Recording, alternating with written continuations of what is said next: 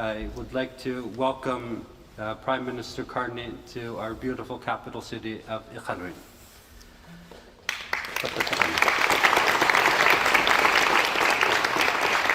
And I'm loving the atigi he's just wearing right now. Fits right in. So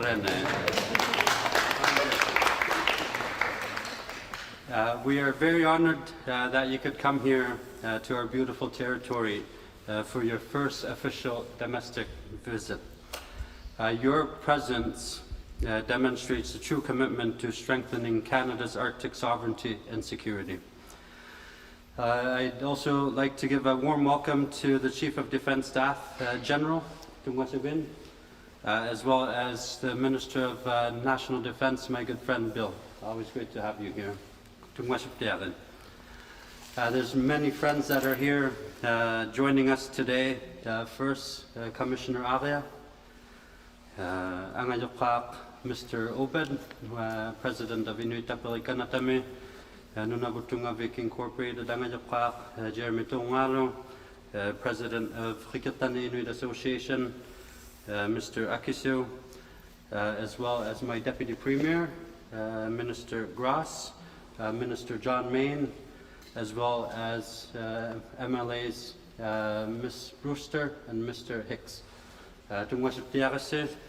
And most important as well, the incredible rangers that are here with us, who are our eyes and ears of the Arctic. So,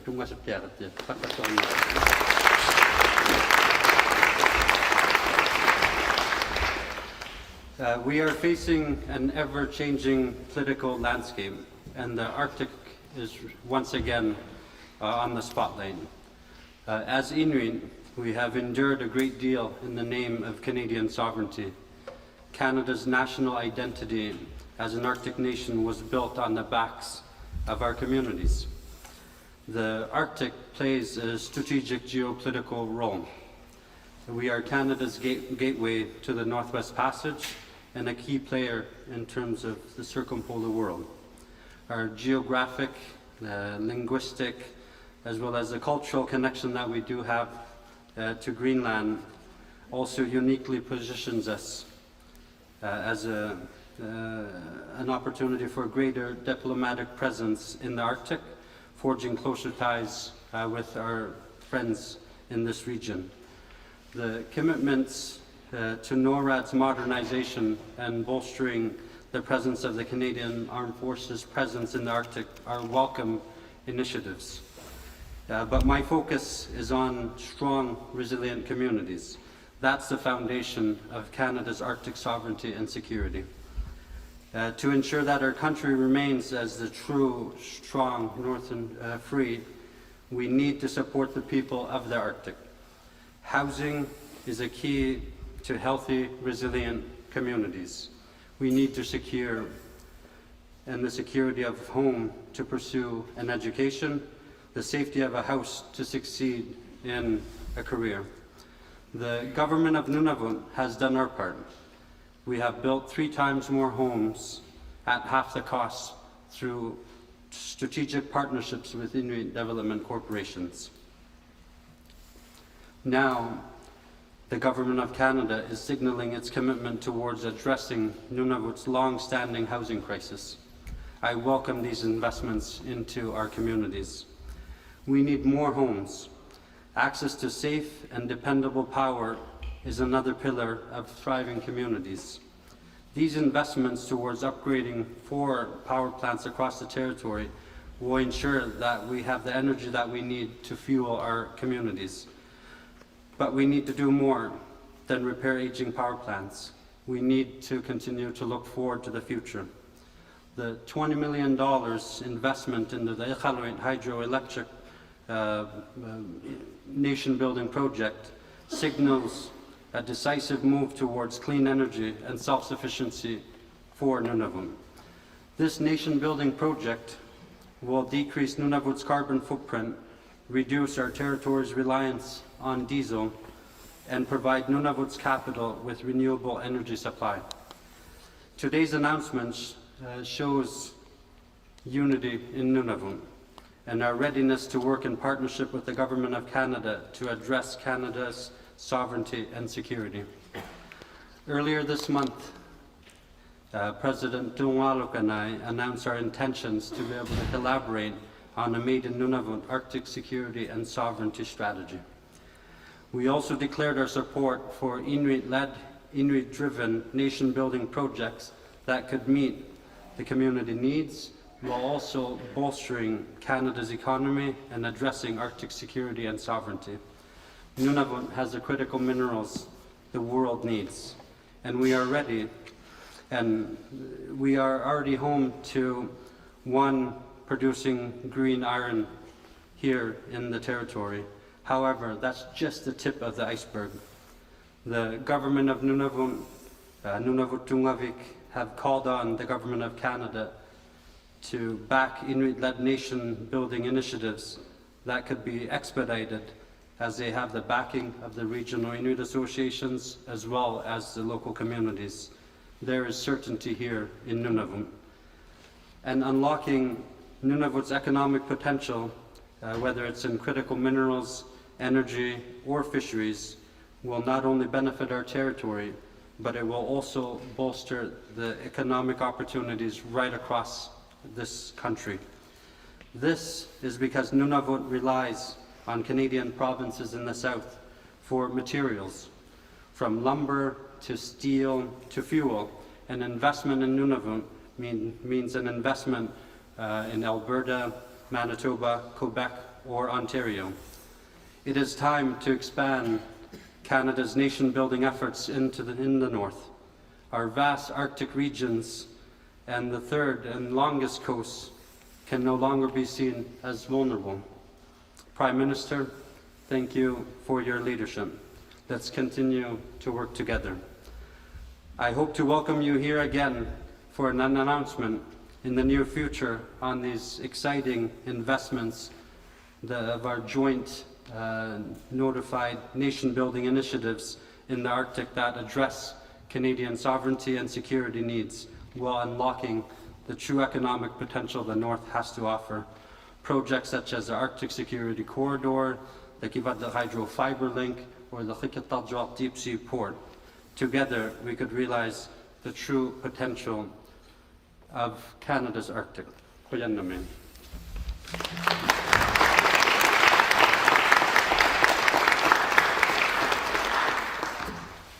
Thank you so much, Premier. Et bonjour tout le monde.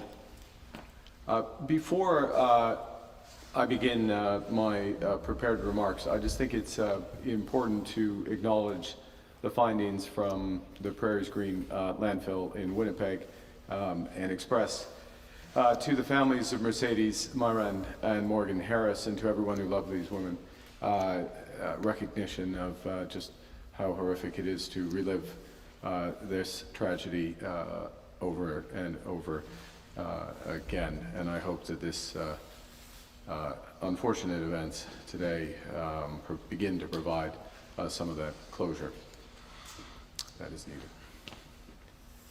Monsieur le Ministre Blair, Général Carignan, Chef de l'État-Major, Monsieur le Premier Ministre, merci de vous joindre à moi aujourd'hui.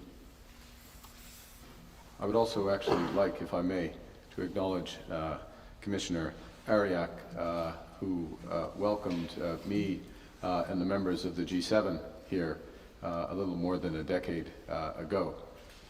And I have to say that it was the reality of being in Nunavut and being in the chamber and facing a need for, or a chamber and a body now led by Premier Akeeagok, PJ, a chamber that runs on consensus, and a G7 that prior to this did not have consensus and then began to develop, and I believe it was inspired by your example and by the example that exists here. So thank you for welcoming me to the north, to the land of my birth, the land that's always helped, and the people who've helped form my understanding of our great country, a country that has given me everything, my family, my educations, and my values. You know, Canada is strong when we recognize Indigenous peoples as the original stewards of this land, who remind us of the deep roots from which we grow and underscore the values to which we aspire. And this is one of the many reasons why my first official trip as Prime Minister is here in the Inuit Nunavut. Canada is strong when we build constructive nation-to-nation partnerships. And it's strong when we work with Inuit, Métis, and First Nations communities across the North and across the country. And that's why Canada's new government is taking action to protect the North, affirm our sovereignty, but to also develop our potential by investing over $250 million in reliable electricity and new affordable housing. Nous agissons pour développer le potentiel du Nord en investissant plus de 250 millions de dollars dans une électricité fiable et des logements abondants et abordables. This includes building and repairing over 570 homes, ensuring communities have access to safe and dependable power today, building renewable energy security for tomorrow, and in the process, creating more good, high-paying jobs across Nunavut. But as we take action to build a better future together, we must invest in Canada's North to defend our sovereignty. Arctic sovereignty is a strategic priority of our government. Recently, Minister Blair announced over $2.67 billion in investment in military facilities, including one here in Iqaluit. Récemment, le ministre Blair a annoncé un investissement de 2,67 milliards de dollars dans des installations militaires, dont une ici à Iqaluit, parce que les habitants du Nord et tous les Canadiens et Canadiennes attendent de nous que nous assurions leur sécurité.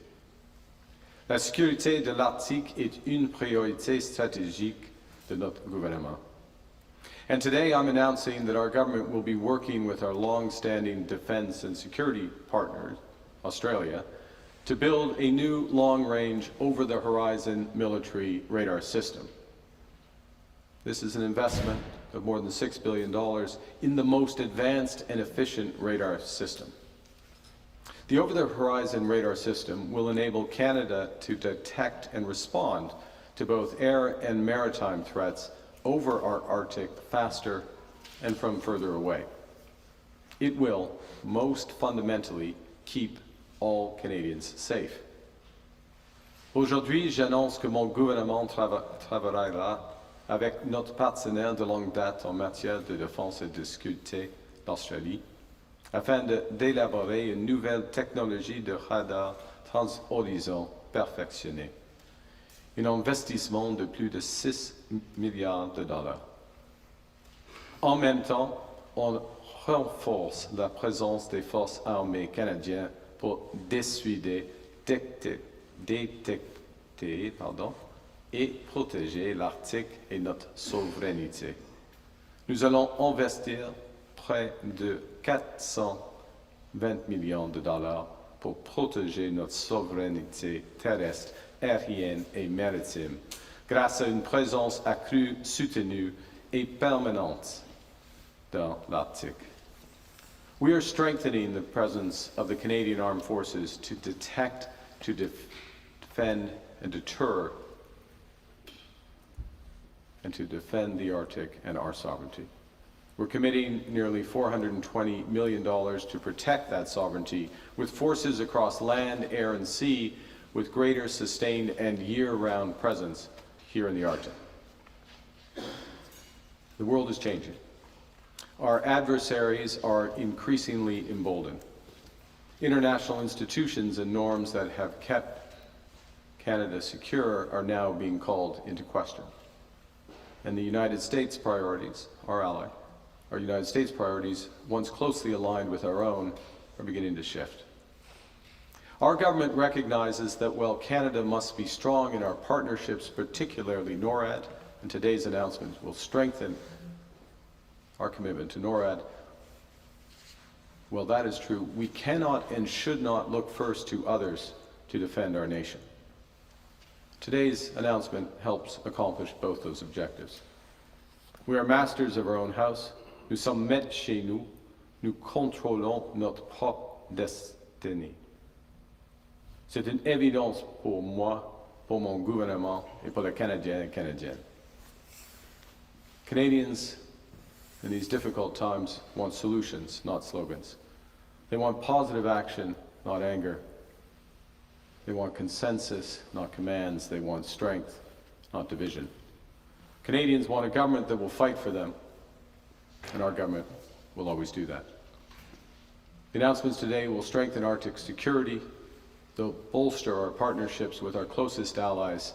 They'll build the North's economic potential and advance reconciliation with the Inuit, with First Nations and Métis.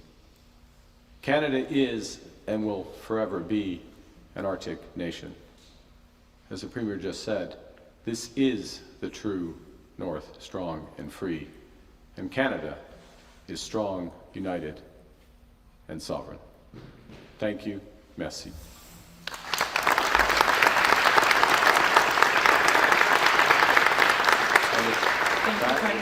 Merci, Monsieur le Premier ministre. Nous allons prendre une quinzaine de minutes de questions. We'll take about 15 minutes of question. First question. Please go ahead at the mic. Go ahead, Mercedes. Hi, Prime Minister Carney. Mercedes Stevenson from Global News. You're announcing funding for the Arctic today, which is substantial, but was already planned and announced largely by your government in regards to the over-the-horizon radar system. You're coming back from visiting with your counterparts in France and in the UK, who are dramatically increasing defense spending. Why not take this opportunity to announce significant new money to defend Canada's north in light of the threats that we're facing? Well, thanks for the question, Mercedes. I think the first thing is, if I may, reverse the order, which is what we're focused on is, as you would expect, delivering a more secure country, protecting Canadian people, and doing that in the best way possible. So, well, I'll call it the Arctic Radar Shield has been under development for some time. There has been a process led by the Minister of Defense, and I want to thank the Chief of the Defense Staff with important input, a long process to determine what is the best way to do that, both value for money for taxpayers, but very importantly as well, how can we implement something as quickly as possible and as effectively as possible? So after very long deliberation and analysis, we get to a point where the Australian system and the partnership we can strike with them responds to all of those priorities. And I was pleased to confirm that in a phone conversation this morning with Prime Minister Albanese of Australia. Securing Canada is an absolute strategic priority of this government. I'm under no illusions that well, let me put it more positively, we will need to do more. We will do it deliberately. We will do it in a way that gets effective value for money, that delivers true security, that is coordinated and reinforces with our partners. And so, yes, I fully expect that, and I've said this before, but I'll just reiterate it, if one looks towards percentages relative to GDP or absolute dollar figures, I expect that more will have to be placed for defense spending, and it will come sooner, but it will only come under circumstances that meet the types of tests of the announcement today, where they have maximum impact as quickly as possible. In regards to the Northwest Passage, which multiple American administrations have not recognized Canada's sovereignty over, are you particularly concerned about the Northwest Passage in light of Donald Trump's comments about Canada's Arctic and his desire to defend it unilaterally without our consent? Well, the Northwest Passage is Canadian sovereign. These are Canadian sovereign waters. These are internal waters to Canada, and we first and foremost need to take steps to assert that sovereignty in several ways. And one of the ways, and I had discussions with the Premier. We had discussions moments ago on exactly issues around how we develop communities and economic opportunities abutting the Northwest Passage. That's part of the way we will do this. How do we do that in a way that potentially has dual use, so it would also have military use and impacts? And these are priorities. And when the Premier says he looks forward to welcoming me back, and the Minister of Defense back, and the Minister of Industry back, and the other ministers of the Crown back, he's right. These invitations will be taken up because these are absolute priorities of this government. En français, s'il vous plaît, sur la portion de la menace américaine. Les menaces américaines. Oui, j'ai dit, afin de commencer, le détroit de Nord-Ouest, le passage de Nord-Ouest, ça c'est du territoire marin du Canada. Ça c'est clair. Ça c'est clair pour nous. Et il faut que nous renforcions notre souveraineté avec des investissements économiques et des investissements stratégiques.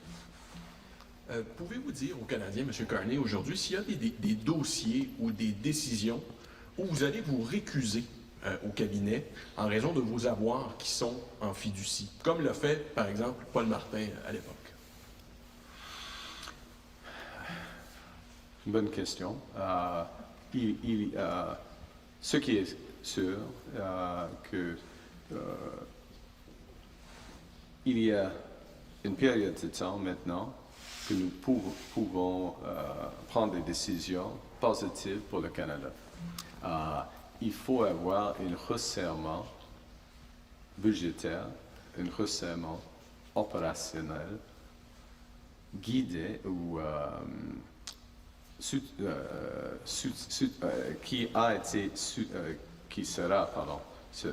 qui vont être soutenus par une augmentation de productivité. Excusez-moi, je parle, juste pour être bien clair, je parle de vos avoirs personnels, de vos actifs personnels. Mes actifs personnels. Oui. Oh, je m'excuse. Je m'excuse. Comme M. Martin, oui, alors qu'est-ce qu'il a fait? C'est que, est-ce que vous allez vous récuser? Are you going to recuse yourself? Ah oui, récuser. Ah oui. Je comprends. Je m'excuse. Je comprends maintenant. Pardonnez-moi. Oui, parce qu'on a des discussions, comme d'habitude. On fait une fiducie mais avec le commissaire d'éthique, probablement il va créer des screens comme M. Martin a fait quand il était Premier ministre. Et nous avons fait des propositions en ce qui concerne cela. Donc, it's a decision for, if I may, question with respect to screens related to certain assets as assets go into a blind trust. These are decisions, of course, of the Ethics Commissioner. So, as you know, as you may recall, my assets have been put into a blind trust well in advance of the requirements, so they've been disposed. But what happens is that there's a discussion with the Ethics Commissioner for certain screens around certain issues, and that's a process that is underway. It's a natural process, and of course, it's part of the way our system works, and I very much respect the system, and those screens become public as they're developed. Pourquoi ne pas le faire proactivement, peut-être? C'est une question pour le commissaire d'éthique, mais par exemple, si quelque chose a un impact majeur pour Brookfield, ça c'est clair, c'est un screen. Mais on travaille rapidement. Je travaille rapidement en ce qui concerne des enjeux là. I'm working as fast as I can. Recall that, and I didn't set these rules. They were set by a government of which Mr. Polyev was a member. That the time horizon is measured in months. I worked in advance, actually, becoming Prime Minister in terms of the disposals, and in the matter of of days and weeks in terms of having these screens. Hi, Rob Gillies from Associated Press. You will have a call with President Trump in the coming days. What are your expectations for the president in that call? I think, let me say a few things. The first is that the President of the United States, the Prime Minister of Canada, but certainly the President of the United States has many responsibilities, and there are many issues. I can think of many geostrategic issues that the President is helping to lead on, and you can think of events most recently in with respect to the Houthis and all the way through to trade and other aspects. So there's a wide range of issues to be discussed when we do connect. With respect to trade, I look forward to, at the appropriate time, having a discussion as two sovereign nations that is comprehensive, not targeted at one issue. Putin and Trump had a 90-minute call at least today. Are you comfortable with that? Well, I mean, there, as I maybe I'll refer back to my previous answer, which is that there are a range of issues, and one of the issues that I discussed both with President Macron yesterday, Prime Minister Starmer last evening, discussed on the weekend with a series of leaders, is how to get Russia to be an active and willing participant in a ceasefire in Ukraine. So anything that the President can do to make that happen, and he's committed to make that happen, anything he can do to make that happen that respects the territorial integrity of Ukraine, that meets a series of other conditions that have rightly been set out by the government of Ukraine, I fully support. We'll do last question, then after Sam. Prime Minister, hello. Martina Stevis-Gridneff with the New York Times. Welcome. Wow, to you too, sir. Yeah, welcome. Thank you very much. My question is a little broader, pertains to my colleague's question. Your predecessor shared his assessment with the Canadian people and the world that President Trump's goals and motives in Canada were to economically crush the country in order to annex it. I know you've only been in power for a few days, but I'm sure you've had briefings and meetings. And I wonder, ahead of this phone call with President Trump, do you share Prime Minister Trudeau's assessment, or have you made your own personal assessment about what President Trump really wants from Canada? Well, I think first and foremost, I think what President Trump wants, he wants several things. One is he wants to end the fentanyl crisis in the United States. I respect that. He wants good, high-paying jobs in America. He wants more investment in America. He wants repatriation of many American industries and firms to the United States. So, and I fully respect that. I think he will respect that as Prime Minister of Canada, I want to end the fentanyl crisis in Canada. I want to grow good, high-paying jobs in Canada. And of course, I want to protect with my colleagues and reaffirm and reinforce our sovereignty of all of Canada. So that's the starting point for the discussion. Just listening closely to your answer, just... Peut-être dernière question et je peux faire un résumé. Oui. Just listening closely to your answer previously, it sounded like you may be changing, and listening to what you said last night about the limits of retaliatory tariffs, for example. It sounds like maybe you are nuancing your strategy vis-a-vis President Trump by perhaps leaving trade talks to others. We know you have authorized these conversations to happen in Washington, D.C. as early as this week at USTR level. Are you going to be trying to focus more on positive things that you can talk about with President Trump? I wouldn't necessarily have that characterization. What I'm saying is severalfold. The first, and I'll go back to where you started with your previous question, which is we are focused on building this economy. Today's announcement is, of course, about sovereignty, it's about protection, but it's also about building the economy here in Nunavut. We are going to build Canada. Canada is strong and it's going to get stronger. We can give ourselves more than anything that President Trump or other trade partner can take away. Okay? That's a basic point. And that if there is a misconception of that in the United States, I'm not saying the President has that misconception, but if there's a misconception of that, we're going to disabuse that misconception. We're going to grow this economy because that's good for Canadians, better for our future, and we can do it, and we're going to do it. In terms of discussions, what I'm saying is that there are a series of trade initiatives from the U.S. Such that they've called into question the validity of USMCA, since you're in the New York Times, how you would refer to it, USMCA.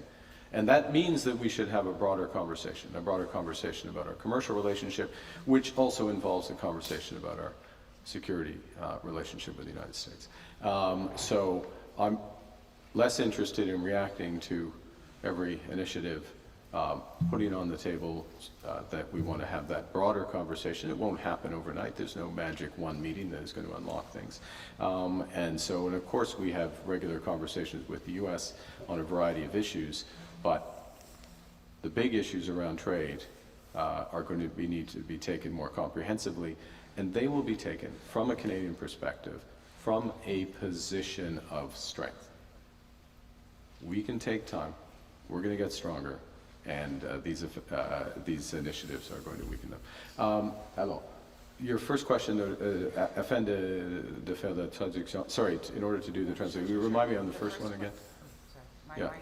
I don't know if my mic's working. I can hear you, though. Okay, I can hear you. The first question was that your predecessor explained that his analysis of President Trump's motives was to economically crush Canada in order to annex it. Do you share that analysis?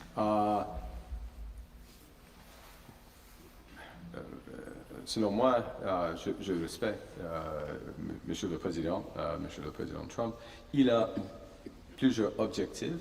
Premièrement, de mettre à fin la crise de fentanyl aux États-Unis. C'est le même pour moi ou pour nous ici au Canada. Deuxièmement, il veut créer des jobs, des bons jobs là aux États-Unis. C'est le même pour nous au Canada, mais pour les Canadiens et les Canadiens, évidemment. Alors, et notre économie est forte. Notre économie est forte. Ça, c'est clair. Et avec les investissements, comme les investissements que nous venons d'annoncer aujourd'hui, l'économie devient de plus en plus forte. Ça c'est notre stratégie économique. Et quand les États-Unis, comme M. le Président, est prêt d'avoir des discussions sérieuses et compréhensives, nous sommes prêts. Nous sommes prêts maintenant de le faire. OK? D'accord. Je crois que ça suffit. Merci. Merci beaucoup. Thank you very much. Thank you, everybody. Okay. Prime Minister, local questions from the local media, if I'm okay with Andre. Local questions. Absolutely. Okay. I'm here. Thanks very much. It was almost over. Sorry, but sorry about that. It's okay. TJ here at CBC North. Historically speaking, there's been a lack of investment in Nunavut. As a result, more than half of Nunavumiat are living in an overcrowded house, and they're also food insecure thanks to the astronomical cost of living in this territory. How can people in Nunavut trust you and your government after previous governments have said in the past a lot of words, but delivered, comparatively speaking, little action? And how can things be different this time? Yeah, no, I absolutely understand your question. And I think a couple of things. One, you build trust, if I may. You build trust with results, and over time, and particularly if that lack of trust also reflects overpromise, underdeliver. So, few things to start that process of building trust and reinforcing trust. First, you listen. You come, you sit down, actually come here, you sit down, you listen to the priorities, you respond to those priorities. Secondly, you make the time. You know, part of my role as Prime Minister is how do I allocate my time? So I allocate my time on my first official, if you will, trip within the country to come right here to Nunavut because I know that the importance of the economic challenges, the scale of those challenges, as well as the strategic importance. Third thing is, when you announce something, you follow up. You follow up and make sure that it's followed through. So we have a housing announcement in partnership with the territorial government. We will be following up to make sure as much as possible that the funds are dispersed on time, that the building is done, and as well, and this was part of our discussion earlier today, is as much as possible that the supply chain, if I can use that term, for the housing also draws on strengths, emerging strengths in this economy, for example, in the modular housing sector that is just beginning to be developed. So yeah, I recognize the issue. You build, you respond to it by delivering and delivering over time and showing the importance of being here. Thank you. Was there one other question or? Yes, just one English, Yeah. French. Hello. Mr. Carney, Macdonald Institute said that Canada is sleepwalking into Arctic irrelevance, and they're saying that think Arctic should become a reflex for the government. First of all, do you agree, and how do you think this should be done? Well, a reflex is something you do unthinkingly. A strategic priority is something you do deliberately and you think through. This is a strategic priority. It's a strategic priority in defense. It's a strategic economic priority. You work in partnership, you work and you follow through. So the commitment is here. I mean, again, I'll refer to my answers previously to we have to deliver on those commitments. The commitments are here, but they're deliberate. They're thought through. They're informed. And that's the way we'll move forward, as opposed to a reflex, which I don't want to focus too much on the word, but something that doesn't rise to those standards. Okay? Quickly in French. Mathieu Servet, Radio-Canada. Vous annoncez une série d'investissements dans le Grand Nord. Vous êtes ici, vous dites, pour écouter les communautés. Ouais. À ceux qui répondent que ces investissements arrivent un petit peu à minuit moins une, qui arrivent un petit peu trop tard, qu'est-ce que vous répondez aux résidents du Nord qui ont ces préoccupations-là? C'est aujourd'hui, c'est le moment. Il faut commencer. Il faut commencer maintenant. I mean, oui, il y a une histoire. Il y a des, c'est clair, il y a des gens qui sont déçus par rapport à l'action du gouvernement du fédéral, mais nous agissons maintenant. On commence aujourd'hui et il faut continuer. D'accord. Merci. Merci beaucoup. Je vais faire la conférence de presse.